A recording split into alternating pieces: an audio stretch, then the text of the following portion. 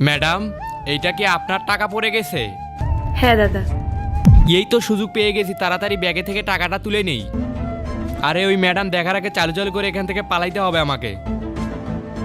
আরে ও দাদা শুনুন,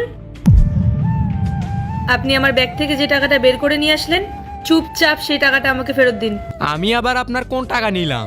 দেখুন, আমি আপনাকে অনেক ভালোভাবে বলছি, আমার টাকা আমাকে ফেরত দিয়ে দিন, না হলে কিন্তু আমি এখানে লোকজন ডেকে আপনাকে উচিত শিক্ষা দেওয়াবো।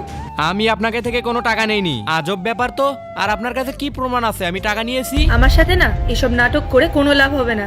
আমার টাকা আমাকে এক্ষুনি ফেরত দিন, না হলে কিন্তু আমি লোকজন ডাকবো। আরে কি হয়েছে ম্যাডাম? দাদা, এই ছেলেটা আমার ব্যাগের থেকে টাকা চুরি করেছে। ম্যাডাম এটা কি বলছে? আরে ভাই, আমাকে দেখে কি আপনার চোর মনে হচ্ছে? আমি কেন ওনার টাকা চুরি করতে যাব? আমার কোনো প্রয়োজন নাই ওনার টাকা চুরি করার। দাদা, আপনি ওনাকে সার্চ করুন, তাহলেই আপনি সব বুঝতে পারবেন। দেখি আপনাকে সার্চ করি, তাহলেই বোঝা যাবে আপনার কাছে টাকা আছে কি নাই। আমি কেন আমাকে সার্চ করতে দিব? দেখলেন, ও নিশ্চয়ই টাকাটা চুরি করেছে, ওই জন্য তো সার্চ করতে দিচ্ছে না। যদিও টাকাটা চুরি না করতো তাহলে ও নিশ্চয়ই নিজেকে সার্চ করতে দিত। আচ্ছা ঠিক আছে ঠিক আছে, শান্ত হন আপনারা। আচ্ছা নিন, সার্চ করুন আমাকে। এরপর কি হলো সেইটা দেখার আগে এই দুইটা ছবির ভিতর থেকে যে কোনো একটা ছবিকে ভালোবেসে থাকলে ভিডিওতে লাইক করে চ্যানেলটি সাবস্ক্রাইব করে দাও। আর যদি না করো তাহলে আমি বুঝবো তোমরা ছবি দুইটাকে ভালোবাসো না। আর কমেন্টে লিখে দাও আমিন।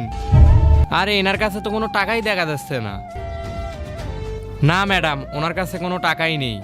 এখন বিশ্বাস হয়েছে? আরে রাজু, এই নে টাকাগুলো। নেক্সট পার্ট চাইলে কমেন্ট করো।